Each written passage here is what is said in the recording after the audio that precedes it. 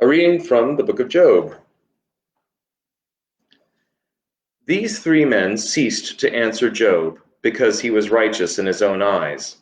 Then Elihu, son of Barachel the Buzite, of the family of Ram, became angry.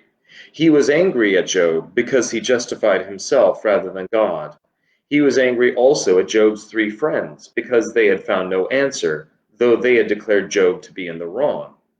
Now Elihu had waited to speak to Job, because they were older than he. But when Elihu saw that there was no answer in the mouths of these three men, he became angry. Elihu, son of Barachel the Buzite, answered, I am young in years, and you are aged. Therefore I was timid and afraid to declare my opinion to you. I said, Let days speak, and many years teach wisdom. But truly it is the spirit and immortal, the breath of the Almighty, that makes for understanding.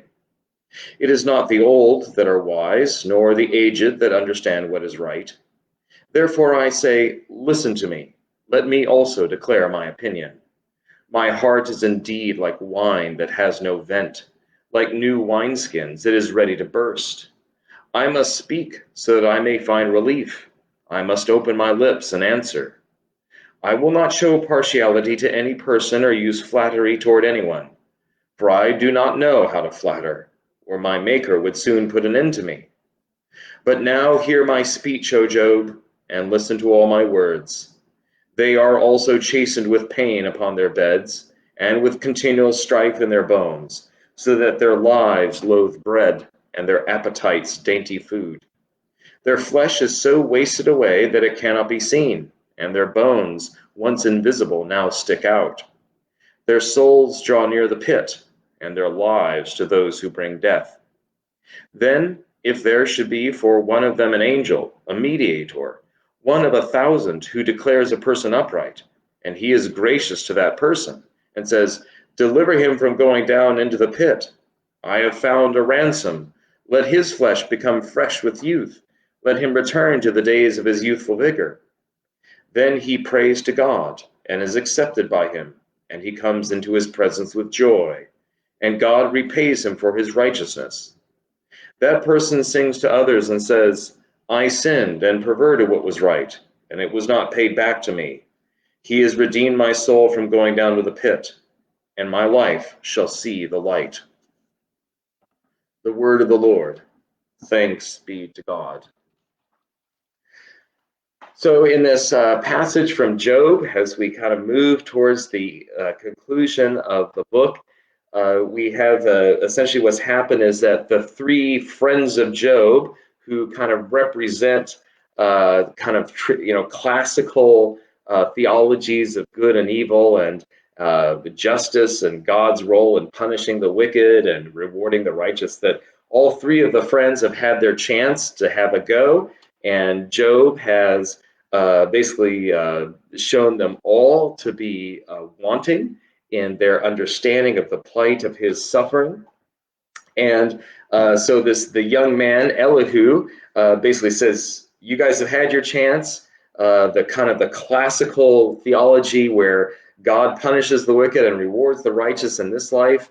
It must be you suffer because somehow you must have committed a sin, or somebody else committed a sin, and you're being held responsible for it. All of that has been found to be unconvincing, to say the least. On the other hand, Job is sitting there kind of saying, hey, God is refusing to answer. And so basically, if Job's saying, God's silence is, his refusal to come into a debate with me is proof that I'm in the right against God. And Elihu is saying, that isn't the way to go either. That isn't satisfactory either. Elihu kind of, in a sense, represents the reader who's waiting to kind of find out the answer and has found nothing satisfactory so far.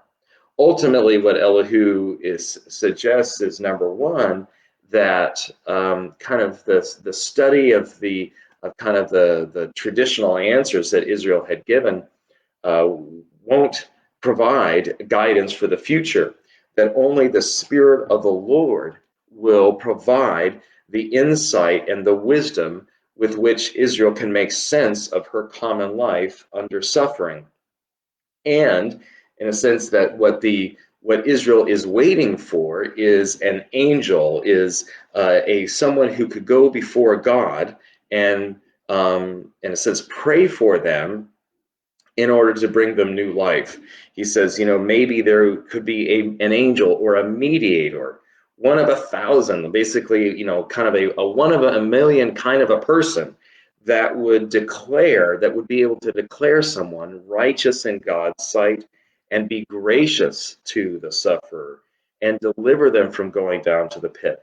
What we have in the voice of Elihu really is Israel's yearning for a savior.